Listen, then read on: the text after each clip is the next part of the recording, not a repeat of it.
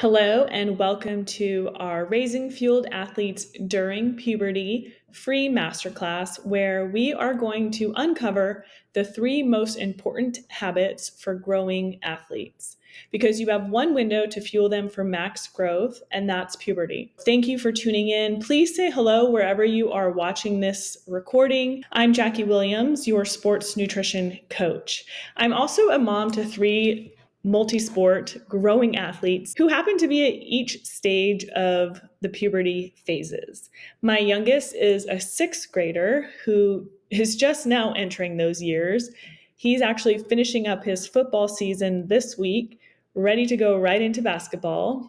My middle son, who is in the thick of puberty right now, has freshman basketball tryouts tomorrow, I believe. And my oldest, who has probably reached his maximum growth potential already at 6'6", is a senior who actually has his signing day to play baseball at the D1 level in college next week. So I've sat on the sidelines for many years, and I've had many conversations with sport parents like you, and I've heard the confusion and I've felt the frustration that you have felt when it comes to fueling athletes right for their growth, for their performance, and for their goals. And that's why I'm here. I want to change that, to share what has worked for me as a sports mom and as a nutrition coach. So a little bit about me before I share. I am a certified sports nutrition coach and a personal trainer specializing in nutrition coaching for athletes, as well as behavior change and high performance coaching. I have 20 years of coaching experience with a degree in psychology and sociology. And part of what makes me unique and effective as a coach is understanding and applying how mindset, psychology, human behavior, and development are all integral in the coaching process when it comes to creating real change. So why does any of this matter to you? Because I've dedicated my personal and professional life to understanding what it takes for people to achieve what they desire in their health, their fitness, and their performance, and to do it with less frustration, with less time, so that they can get better results than if and when they were to do it on their own. And that's my job. That's my joy as a coach. And at some point, it might not be today, you will decide to work with me as your coach. And you can be confident in that decision if and when you make it. And even if it's just to watch through and apply the information I share with you today. So my mission is to help make raising fueled athletes simpler. I believe when our young athletes are pushing their bodies to the point that they are in today's era of youth sports, they deserve to be fueled like athletes. You are invited to join me and other sports parents raising fueled athletes inside of our community if you're not already in there. I will be sure to provide a link wherever you are watching this recording. So thank you for watching. I look forward to learning more about you inside of our community. And to support you on your journey to raise fueled athletes, I will also include a link to a free resource I've created for you as a part of this free masterclass.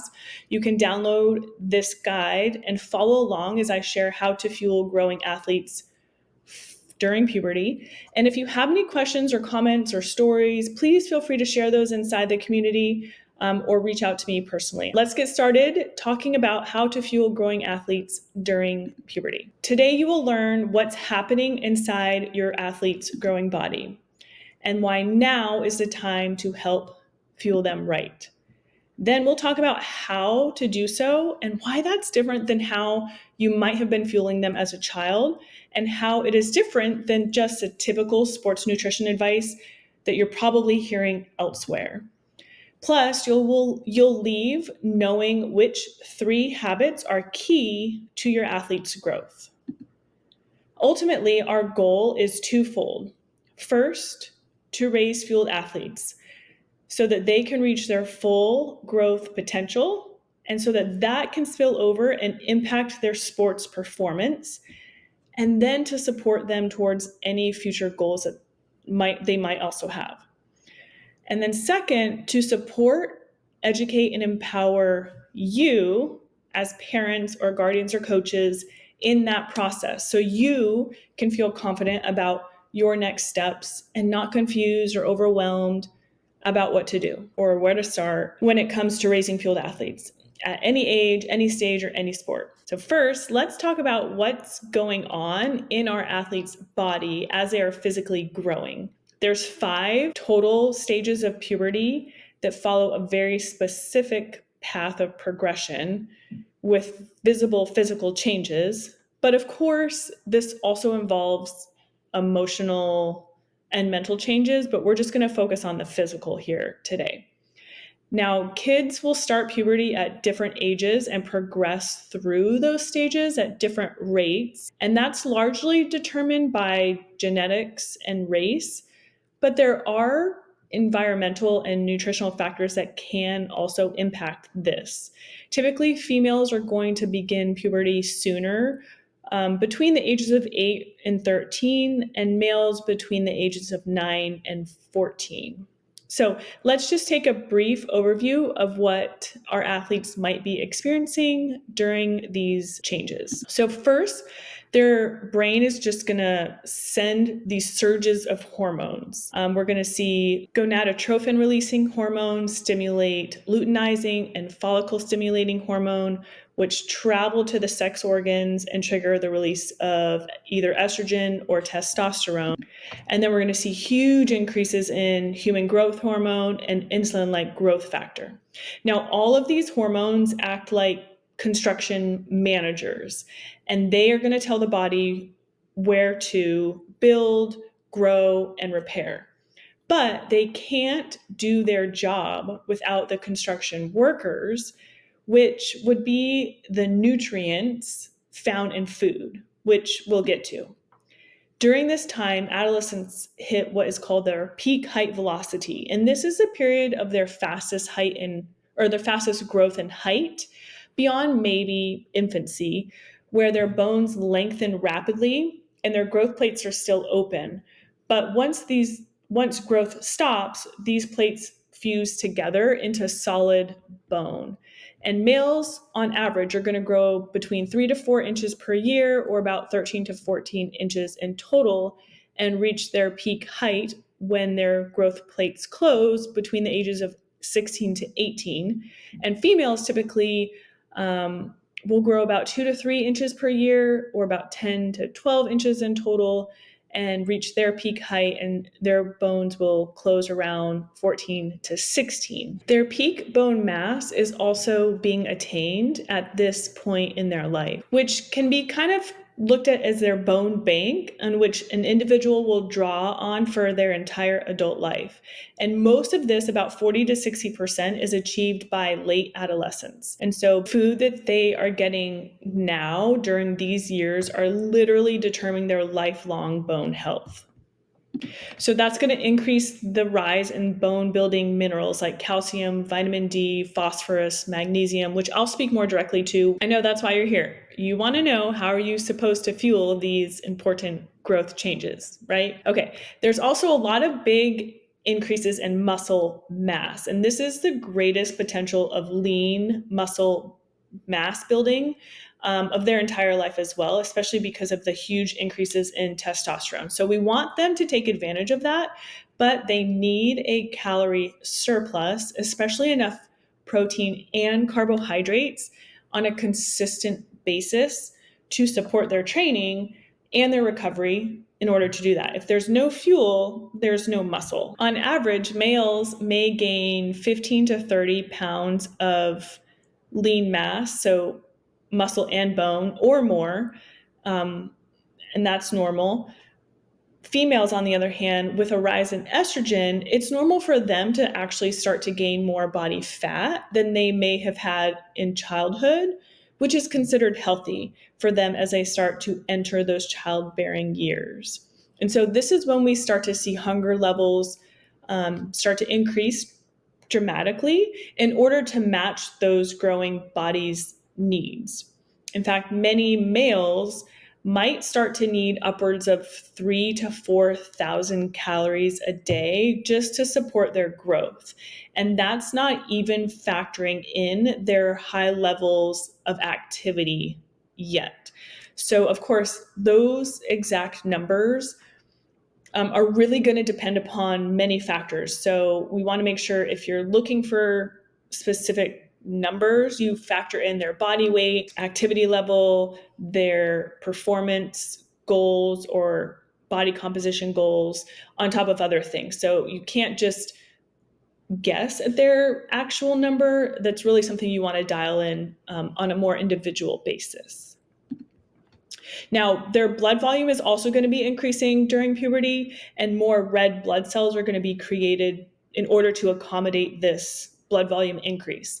As their blood volume expands, the body needs more iron to carry oxygen and more fluids to stay hydrated and to keep energy levels up. And this is a huge reason why kids or teens start to feel more tired and sluggish, especially when they're underfueled or dehydrated. Their body's just having a harder time keeping up with that additional blood volume need. And so iron deficiency anemia starts to become pretty common too in adolescence, especially for females due to the onset of menstruation. So that's just something to also keep an eye out for. And we can't overlook brain development when we're talking about something like growth or sports performance and nutrition. The brain is still wiring itself. So decision making, emotional regulation, and focus, they're all still developing right now at this age. And recent research has actually shown that human brain circuitry is not mature until the early 20s. And so it's important just to remember that some of the last connections to even be fully established are the links between the prefrontal cortex, which is where judgment and problem solving are, and the emotional centers of the brain, or the limbic system. And so these links are critical for emotional learning and high level regulation. So, what does this mean for our young athletes and something like nutrition? It means many of them, if not all, don't even have the brain circuitry online yet required to self regulate or manage their own nutrition plan or the process of achieving goals just because they might want to achieve them. In other words, adolescents still need coaching and parental guidance, even if they act like they don't. Their brains do. They just don't have those centers online yet, and they don't have the skills quite yet. That's why we get them until they're 18. And one of our roles as parents and guardians or coaches is to help guide them and to lead our athletes in the way we want them to go. We help them by teaching them the habits we want them to practice and to adopt and to keep. The healthy habits that they practice most consistently now in adolescence can become the automatic behaviors into adulthood, and they will impact them for the rest of their life. And we have the power to influence that. And when we do that in a positive direction by creating healthy habits that will pay off in things like more energy, better mood, clearer skin, improved performance, faster recovery, these things can only further reinforce and fuel motivation for them to keep going down that path of health and healthy habits. Or it could go in the opposite direction. And if we let things kind of go or get off track, they can quickly go down the wrong path, and it will be harder for them to come back from that. I like to say habits are easier to make now than to break later. Can you see why it's important to fuel our athletes right now? So let's talk about how we do that. How do we set them up for success and support them in this crucial age of growth and development? But before we do that, we have to look at the reality of what we're dealing with, which is unfortunately that 67% of our US adolescents actually have a diet that would be classified as poor nutritional quality. This is according to a National Health and Nutrition Examination survey, which is considered gold standard for tracking national trends in diet, health, and disease risk. They collect a variety of health and nutrition data using a combination of interviews, physical exams, lab tests. So it's very comprehensive.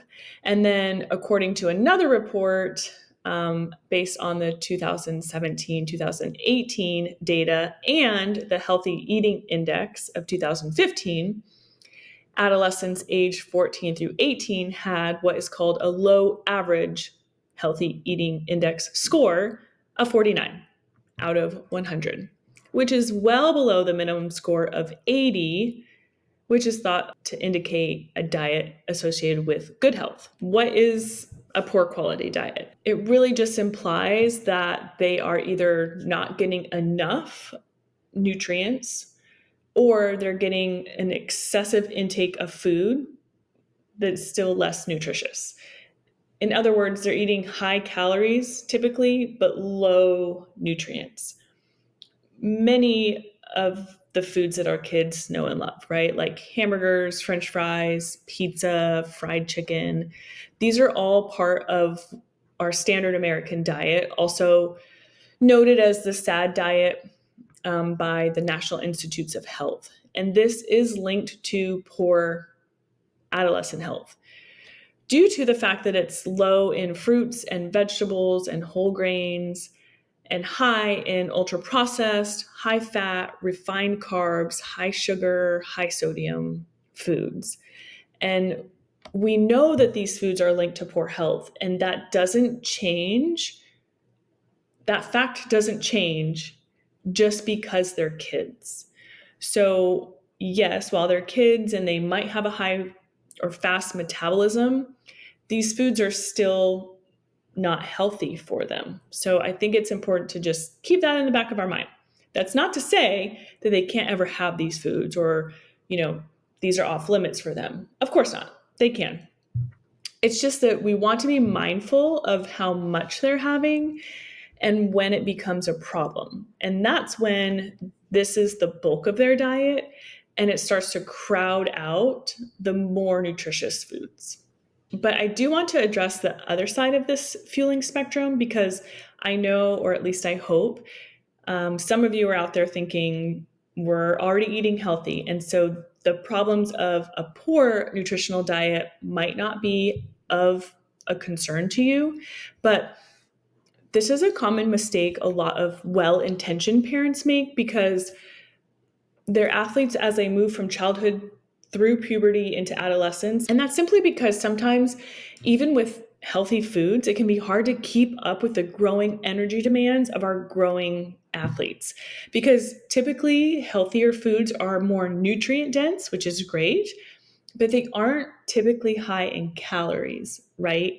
And so it makes sense that as our athletes are growing, they start to require more in terms of calories and specific macro and micronutrients, which we'll get into.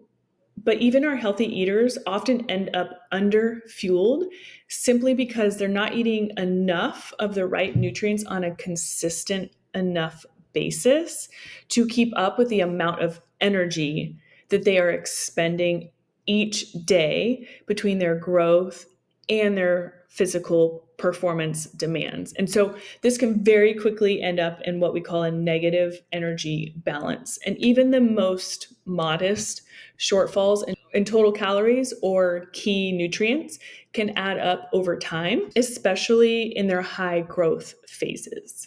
And something just to be aware of is what we call REDS, or relative energy deficiency in sport. As an athlete is especially in that high demand phase, going through growth and adding on additional performance demands, they're more susceptible to this. Now, the diagnosis process involves looking for a cluster of signs and symptoms across multiple body systems that are suffering due to that chronic low energy or energy deficit. This occurs when an athlete's calorie intake is insufficient to cover both their exercise demands and the energy needed to support their body's essential functions like metabolism, immune health, reproductive function. And so this is when we might see menstrual cycles stop for our female athletes. When energy availability drops below a critical threshold, the body shuts down systems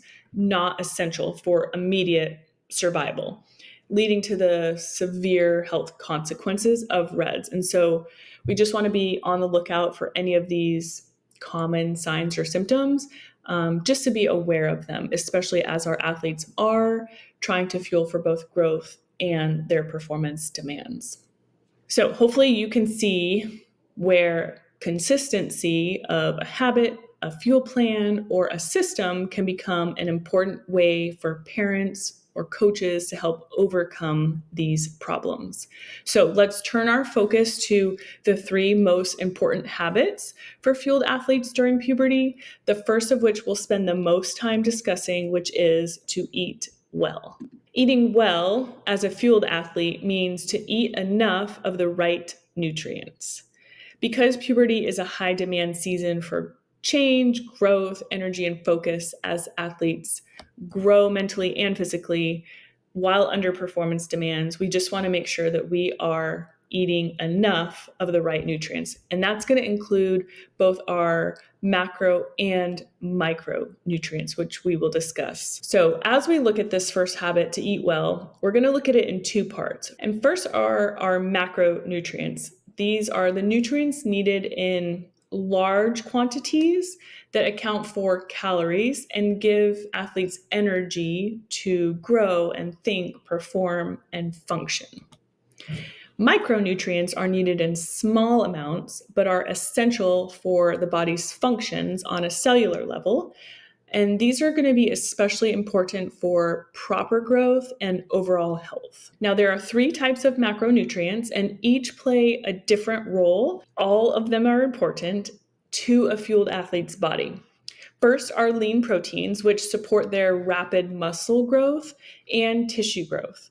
And these can be found in foods such as chicken, fish, beef, eggs, dairy, beans, and lentils. Protein needs are going to be based on body weight. And so the more muscle mass you have or want, the more protein you need to support that. But what fueled athletes need to be mindful of is finding the right balance of protein to meet their needs. And so they don't want too much to crowd out the other macronutrients. And this is a common mistake I see young and old athletes alike make, is prioritizing protein over other macronutrients. But you don't want too little, so you really got to find that sweet spot. And fueled athletes also need carbohydrates to fuel their activity. So this is going to fuel their growth, their recovery, their focus and brain function.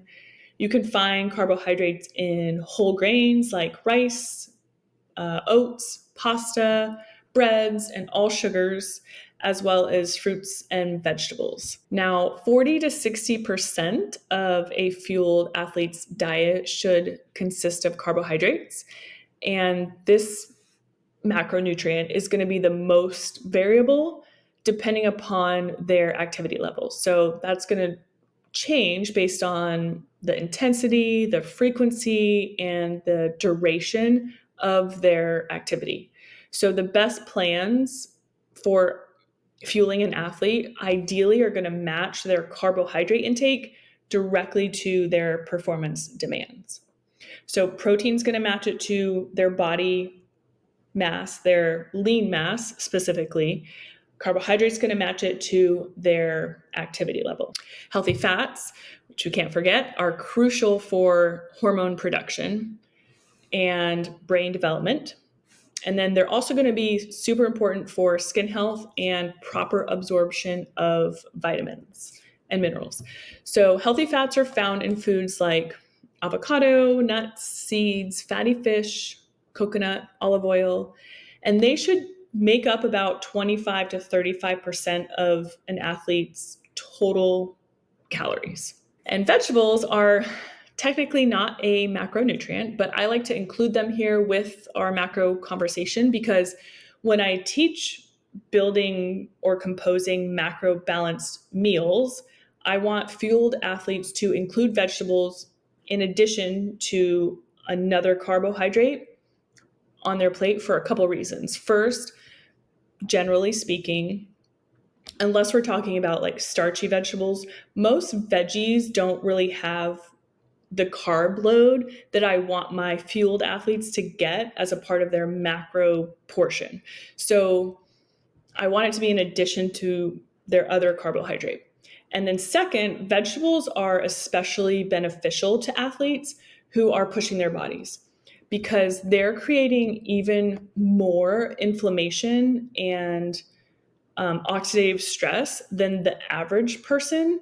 And so they need the anti inflammatory and antioxidant properties of vegetables even more. And so I recommend aiming to eat a wide variety of vegetables and fruits as much as possible, including as many colors of the rainbow as you can. So each color offers a unique set of nutrients with different benefits. And so the goal really is to add as many colors as you can to your plate in addition to each of these other macronutrients at each meal, if you can. And this is what a fueled athlete's typical macro balance meal would look like. So you're going to have your lean proteins, your carbohydrates, and your healthy fats, and then ideally a vegetable or a fruit, some color on there. Now, I follow and teach a system I call 5 steps to be a fueled athlete. And this is part of step 1 in that system when I teach athletes and parents how to calculate the proper balance of macros and how you can use the hand portion guide to easily create macro balanced meals. So it just makes it a little bit more simpler than actually having to count calories and grams. So this is about what it would look like. Now, not every meal is going to look exactly like this or be separated out like this on your plate, categorically, unless your athlete likes their food separate. That's okay. But it gives you an idea of what foods to include in each meal. Ideally, a fueled athlete is eating 3 macro balanced meals a day that are composed like this. And then they're filling in the gaps with additional fueling snacks. So if they're missing some of these, they're filling in gaps or adding in according to their activity level or their lean mass goals, etc. So remember, eating well is eating enough. And this is what step 1 is going to help us do by eating and creating properly balanced, portioned macro meals. Continuing with habit number 1, eat well, we want to now shift our focus to micronutrients. And these are, remember, the small essential nutrients important for proper growth and overall health. And we get these in the form of vitamins. There are 13 essential vitamins, minerals, 60 different minerals. There are thousands of phytonutrients, which are found in the different colors of plants. I've listed 5 here and capitalized thousands because I like to emphasize the fact that there are so many and each do a unique and important thing in our body. And it's the very reason why eating our fruits and vegetables are so important. And also why we can't really rely on something like just a multivitamin, which is going to give us the 13 essential vitamins and maybe the 60 minerals. But really, we're still missing out on these really powerful phytonutrients. So unless you're adding in a whole food, fruit and veggie concentrate from actual food, which is something I strongly advocate for you to do, your athletes are missing out on the beneficial properties of plants. And there's a lot. And then you'll also find antioxidants primarily in plants or fruits and vegetables. And these are important for protecting our cells against the daily damage of oxidative stress or free radicals, which leads to inflammation and disease. And we get oxidative stress or free radicals simply from the process of breathing oxygen, which our athletes do more of as they exert their bodies.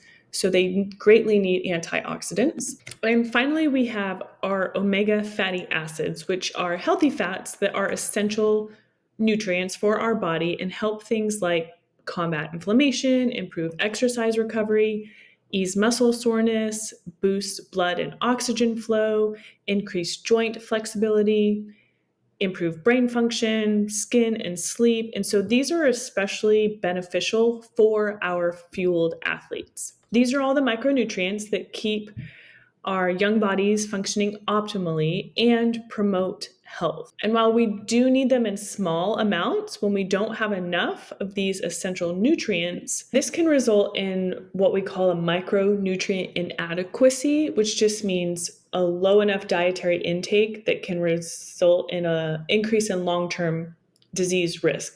And while that is of concern, really more for our conversation here, our concern is that these are key micronutrients for our young athletes as they are growing, especially. And so today we're going to focus on those micronutrients that are especially important for growth. And they tend to be the ones that young athletes are not getting adequate amounts of. So this table here provides a breakdown of the average micronutrient inadequacy rates, which is defined as the intake below the estimated average requirement among US adolescents. This is a part of that comprehensive survey, and the percentages that you see here are the percentages of males and females that are getting inadequate amounts of these nutrients in their diet.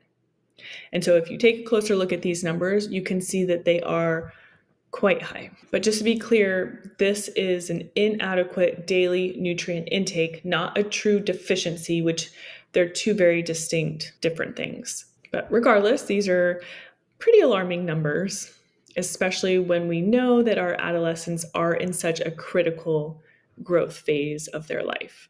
So we're going to take a closer look at each of these micronutrients individually. First, we'll start with iron. Iron is important to form red blood cells and transport oxygen. And so it supports energy, especially during that rapid growth phase and while that blood volume is expanding. Some sources of iron are going to be red meat, poultry, and fish, as well as beans, lentils, dark leafy vegetables, dried fruit, fortified foods like cereals. In some cases, you'll want to pair those foods with foods that are high in vitamin C at the same time, just to improve absorption. It's common during the rapid growth phases and for kids with low meat intake, so especially our vegetarians, or those who have heavy training loads, as well as our menstruating young women, to experience some signs of inadequacy. And these are some of the typical signs you might expect. So just make note of those. Our next nutrient here is vitamin D, which works with calcium for bone health. It's also especially important for immune health and nerve function, as well as hormone function. You'll find this through sunlight exposure, as well as natural and fortified food. So things like oily fish, so salmon, mackerel, trout, tuna, and then egg yolks and fortified foods like milk and some cereals. Now, it's common to have low vitamin D if you are limited in your sun exposure or have darker skin tones because it can't absorb that vitamin D as easily, or a low intake of fortified foods. So these are some of those common things you might be looking for. Next, we have calcium, which we all know builds and maintains strong, healthy bones and teeth, as well as assist muscle contractions. You'll find your calcium in your dairy, your milk, yogurt, cheese, cottage cheese, as well as your greens. So things like broccoli, kale, collard greens, spinach, and then fortified foods like juices and cereals, and then certain milks. And then It's important to know that calcium and vitamin D are both critical for bone health. And remember, 40 to 60% of our adult bone mass is accrued during adolescence. So, inadequate intake of vitamin D and or calcium does increase the risk of osteoporosis later in life and may lead to an increased risk of bone fractures or slowing healing time for our young athletes. So we want to make sure they are getting their daily calcium intake as much as possible. Zinc is a critical cofactor in over 300 enzymes and is essential for cell division, protein synthesis, and growth. You can find zinc in foods like red meat, especially beef and poultry, seafood. Oysters are especially high sources of zinc. And then plant sources will be beans, nuts, cashews, almonds, whole grains, and fortified cereals. It's hard for our growing adolescents to get enough zinc in their diet to keep up with their growth. These are some of the signs that they are not getting enough. And then we have vitamin E. Vitamin E is a powerful antioxidant that neutralizes free radicals. It also boosts the immune system, is great for skin health, heart health, and brain health. You can find it in vegetable oils like wheat germ, flour, soybean, and corn oils. You'll also find it in nuts like almonds, hazelnuts, peanuts, and seeds, sunflower seeds, and then leafy green vegetables, spinach, broccoli. It is a fat soluble vitamin, so it is something you want to make sure that you are, first of all, not getting too much of. So, any of our fat soluble vitamins like vitamin D, vitamin E, we want to make sure that we're not getting too much because it's fat soluble. Can be stored in our fat cells, and so we can very easily and quickly it can become toxic if we're getting too much. So this is one of those you don't want to over supplement for that reason. So it is fat soluble, so it is better absorbed with fat in our diet as well. These are some signs that your athlete might not be getting enough. Vitamin A is essential for growth, as well as cell division, bone development, reproduction, and immune health, as well as eye health. Don't know why I don't have that one on there. Vitamin A you'll find in two forms, retinol in animal products like beef, liver, eggs, dairy, and then plant sources as beta carotene. So this is the orange that you'll find in plants like carrots, sweet potatoes, pumpkin, cantaloupe. And because adolescents often fail to meet that recommendation to get all of their colorful fruits and vegetables, which are the primary source of their vitamin A, they're easily falling short. And these can be some of the signs. And lastly, here for our micronutrient, we have magnesium, which is important for energy production, nerve and muscle function, bone health, sleep, and mood. You'll find magnesium in foods like nuts and seeds, so pumpkin seeds, chia seeds, almonds, cashews, greens like spinach and other dark leafy greens, whole grains like bread, brown rice, oatmeal, and then legumes, black beans, lentils. A lack of absorption can actually be at the root of inadequacy here. This is pretty common, especially for magnesium, but really for any of these micronutrient inadequacies, especially fast food, which is something I'm not really going to go into in this discussion here, but I will speak at length to at another time. But fast food can really impact the absorption of our nutrients. So that's something to be aware of, especially if your athlete is experiencing several signs of inadequacy or they're having trouble putting on weight, even though they seem to be eating a lot. That could be a culprit. Other things to consider when it comes to absorption for magnesium specifically are high oxalate foods, which is nothing to be afraid of. It's just a naturally occurring chemical found in plants, and it's in your human body. But it can interfere with the absorption of magnesium as well as other supplement combos. So the primary supplements that might interfere with magnesium absorption are other minerals, especially when they're taken at the same time or in high doses. And so it's just something to be aware of if that's something that, either your athlete is having trouble with in terms of clear signs of inadequacy, or they are taking several supplements.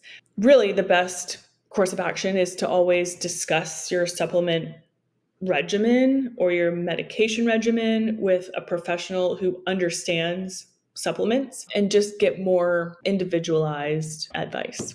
So that covers our micronutrients, especially the ones that our athletes are going to need specifically for growth and that they are generally going to not be getting enough of. If you are considering supplementation, something I teach in more depth in my 5 Steps to be a Fueled Athlete online program is how to choose smart supplements. So I break down my SMART criteria for finding safe, effective, trusted supplements.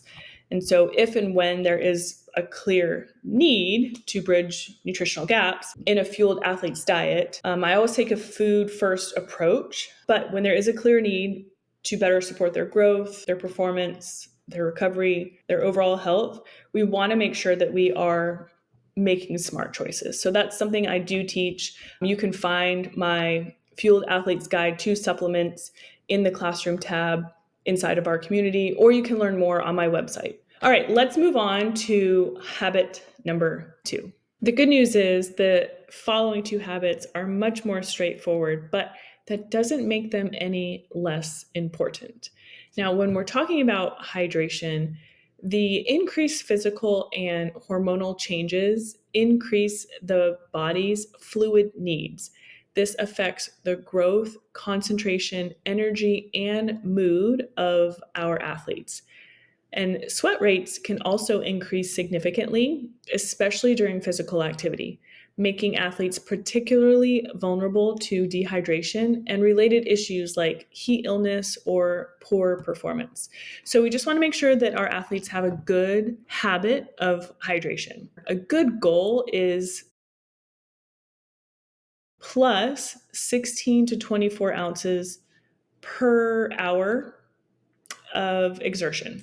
So adjusting for any heat or intensity of activity level, or if they're a really heavy sweater. Now, this is just a baseline general recommendation. Every person is going to be a little bit different, and their needs are going to be a little bit different. But we really want to just get them into the habit of hydrating, especially because children and adolescents don't really have a great sense of thirst. Many don't have great body awareness yet. And so that's something we need to help encourage them to become aware of and encourage as a habit until they develop that on their own. All right, that's that for the habit of hydration. Really straightforward and simple, still important. So on the topic of fueling and hydration, I do want to answer the question I get asked quite frequently about energy drinks. Now, I'm not going to go into too much detail here just for the sake of staying on topic, but because more and more young adolescents are consuming energy drinks, it is a relevant question and worth noting my professional opinion. So what's important to know about energy drinks is the high doses of caffeine are typically paired with additional stimulants, like the ones you see here. So oftentimes you can be misled to not fully realize how much stimulating chemicals your adolescent is actually consuming beyond just the caffeine alone. These type of stimulants in energy drinks have been shown to slow muscle repair, interrupt sleep patterns, induce cognitive stress and inflammation, and cause significant cardiovascular complications. All things I assume we don't want our adolescent athletes to be dealing with. Sure, the occasional use is harmless, but more and more young athletes, younger and younger athletes, are consuming energy drinks on a regular basis. And that's where I see this becoming a problem. They're using energy drinks as their fuel for energy. And in turn, they're not fueling properly. And that's the problem. They're missing out on actual nutrient-rich foods and proper hydration and nourishing fuel sources. So instead, they're turning to this false sense of fuel. It's really just more or less a heightened stress state that their body is in. It's not actual fuel. It's a false fuel. And these stimulants, what they're doing is turning up their stress hormones, their cortisol, their norepinephrine, their adrenaline, and all that is doing, it's signaling stress in the body, and that's putting them on high alert. That's what's giving them energy. So that's not a state that you want your young adolescent's body to be in on a regular basis, especially before they go out and perform. Plus, they can be very habit forming and they can come to rely on energy drinks more and more. And that's just not something we want them to get into the habit of doing. So that's where I would caution our fueled athletes to reconsider regular use of energy drinks.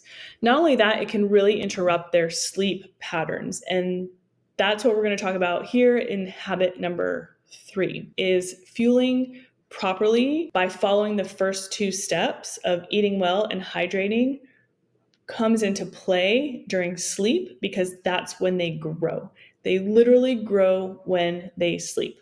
This is when their muscles repair, when their hormones, insulin-like growth factor and their human growth hormone release while they're sleeping, and that is what induces growth. Inhibiting their sleep or interrupting their sleep patterns or causing any kind of sleep deprivation can suppress those hormones and potentially hinder their growth. In fact, in a 2024 research study where they deprived teens by allowing them to only sleep 6 hours instead of the usual 9 hours for just 5 nights, they suffered reduced cognitive flexibility, reduced memory, and reduced reaction time, and damaged connections in their prefrontal limbic system, which is responsible for thinking and emotions. Plus, sleep deprivation also contributes to depression, anxiety, trouble in school. So we just want to ensure that our athletes are getting as much sleep as we can. We want to let them sleep. Teenagers get between 7 and 7.25 hours of sleep on average when they actually need more like 9 or 9.5 hours of sleep. And because that human growth hormone is released during deep sleep throughout the night, their quality of sleep matters too, because we want them to get into good, deep sleep. And we know that chronic lack of sleep can suppress that human growth hormone, and this can interfere with this growth process. So sleep quantity and sleep quality matters. As they go through puberty, their circadian rhythm shifts, so they do tend to naturally stay up later and sleep in later. This is totally normal. It's just their body clock changes. They still need that 9 hours of quality sleep per night. And ideally, they're staying with regular sleep and wake times because all the cells in their body are following that same rhythm or schedule. So all those hormonal operations are doing the tasks that they need to do on schedule. So we can help them stay on schedule, keep those regular sleep and wake times, get good quality sleep by creating a relaxing bedtime routine, making sure that bedroom is a place for sleep and sleep only, ideally, so that when they go to bed, their body knows it's time to sleep. It can also help to limit light at night to induce the sleep hormones like melatonin, so that we can get a little bit more sleepy when the sun starts to go down, starting to dim the lights in our home, turning off the screens before bed, and then keeping our room cool and dark just helps our body stay asleep and get that good quality sleep. These are just some things that we can do to help them establish good, healthy sleep as a habit. Sleep is a very important part of their growth now as they're going through puberty, especially because their body is doing so much growth, but really at all stages of their life, especially as athletes. Their body is always going to want to rebuild and repair during sleep. So now is a great time to help them establish that healthy habits. So now that we've discussed all three of the habits that I think are most important when it comes to fueling growth through puberty, I like this visual to help me explain how important it is for fueled athletes to put these habits into practice and follow them consistently enough to first support their growth so that then that can spill over and into their performance. And then they can work toward reaching their goals. That means they would have to get enough fuel to first support their growth, and then they would have to get even more to then spill over and fuel their performance. Enough hydration to first support their growing body's increased fluid needs, and then even more to support their performance activity needs.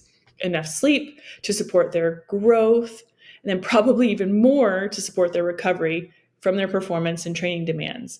And then only then could even more effort spill over in hopes to create the changes they desire towards any physical or performance goals they might have. So, of course, as parents and coaches, as adults, we understand this concept when we see this. We know what it takes to put these habits into practice regularly, to support growth and performance, and to work towards goals, right? We know that it takes effort, and we have to put effort in order to see results. But because our young athletes are still in the process of learning these things, we have the power as their parent or guardian or their coach to set them up for success. Adolescence is an age when teens are still establishing their identity, their agency, and autonomy, but they are still looking for direction and guidance from someone, even though they might not act like they are. And wouldn't you rather it be you or a coach that you trust and can connect them to because they're looking somewhere, probably TikTok, or they're going to ask someone like their bros at the gym, but you can help guide them. You are their first coach. So what do you want them to learn? Practice and model those behaviors for them. And if you don't know, the skills or the habits and how to put them into practice yourself, it's okay to ask for help. Model that for them. That it's okay to ask for help. That's a great thing to model for our athletes. So part of this process, setting them up for success, helping them establish these habits, could be helping them set personal goals, helping them create an action plan, helping them create some accountability measures. This is what great coaches do. This is what I do in my coaching programs to set clients up for success. And this is what I would suggest you do to help your athletes start to embrace and instill these habits. While we want to help our young athletes take ownership of their health, their nutrition, their choices, they will be more likely to succeed when they have a clear plan that matches the goals that they have communicated with you or their coach. Growing kids and teens, they still benefit greatly from accountability measures like many adults, especially when they're still learning and developing personal responsibility. And remember that part of the brain that helps them with self-regulation, it's not fully developed yet. So we, as parents and coaches, can set them up for success by creating a plan and accountability for them.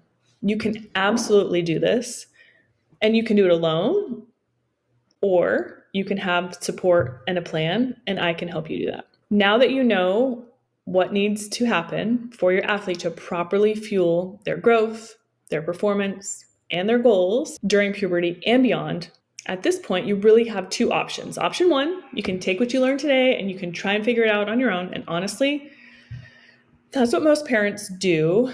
And they continue guessing, hoping their athlete is getting enough without a plan. And yes, time is going to go by as fast as it always does. And you'll likely be spinning your wheels again. So that's why I'm here proposing to you option two, where you can use the exact step-by-step system I created to take all the guesswork out of raising fueled athletes and make the process simple, structured, easy to follow, in real life, even if you're busy.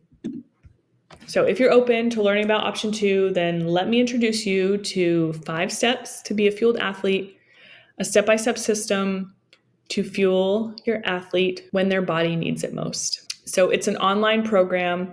You do it at your own pace. It isn't theory, it's done for you implementation process that you start using immediately so that you can start to fuel them right away. And instead of guessing, is my athlete fueling enough? Are these foods helping them or hurting them? What do we do before practices or tournaments? Is supplementation even necessary? Which supplements are safe? With this system, you don't have to guess anymore. It's all right there. It'll teach you.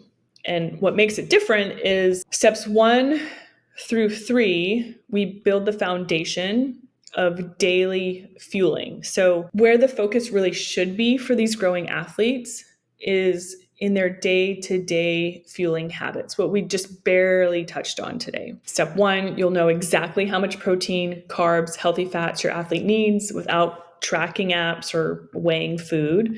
I make it very simple. Step 2, you'll learn how to choose quality foods and why. And you get simple food lists, quality examples, checklists that just make it easy. And then step 3, you learn simple meal planning to put all of that into action. And then you'll know exactly what to feed your athlete. Then once you're confident in those steps, because that's what really matters, then we can dial in game day fueling so your athlete can perform at the level they train at. Most other programs start here. They start at game day fueling. But here's the truth. If you're not fueling all other 6 days of the week leading up to game day, it doesn't really matter how on point game day fueling might be. It's not going to be nearly as effective as it could be without the foundation of fueling habits that I teach you in these steps first. So I will teach you game day fueling, but that's the 4th step. Okay, and then in step 5, we address supplementation. Again, I teach you the smart way to choose supplements if there's gaps to fill so that you can stop wasting your money. There's no hype around the supplements. It's really just finding where there's gaps and filling those, taking a food first approach, but when necessary, choosing smart, safe, effective supplements. Access it inside the classroom of our community. You can find more information there. You can always reach out to me if you have questions, of course. You can also find other resources inside the classroom. You can book a one-on-one coaching consult if you want more, clarity around specific questions that you have about your specific athlete's needs, or you can get a custom fuel plan done for you. So anything that you need to make fueling simpler, that's really why I'm here, why I created the group and all these resources for you. And of course, I will be sharing even more to come. So feel free to reach out to me in the meantime. I'm really here to guide you towards the best solution for you and your athlete. Just let me know how I can do that. I really appreciate you being here. Thank you so much for taking the time and staying committed to learning more about how you can fuel your young athlete. I hope you gained at least one thing from today's masterclass. Feel at least a little bit more educated and empowered when it comes to raising fueled athletes. Until next time.